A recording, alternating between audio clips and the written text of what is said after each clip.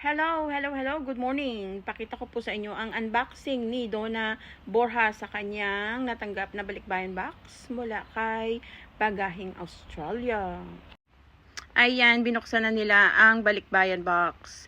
At syempre, tingin ko baliktad po yung pagka-open nila kasi yung mga damit na yan, usually sa ilalim ko po nilalagay yan para safe ang ating ibabaw yung mga groceries. Tingnan nyo naman po yung mga groceries, medyo naglabo-labo na, pero nakikita nyo naman po na excited si Donna na kinukuha niya, o yan, yung mga grocery mula sa kahon, ina-unbox niya po talaga yan maigi.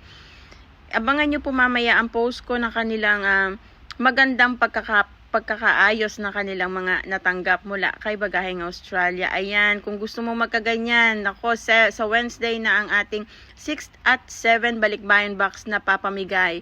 Kaya mag-follow na po kayo, huwag po kalimutan mag-follow.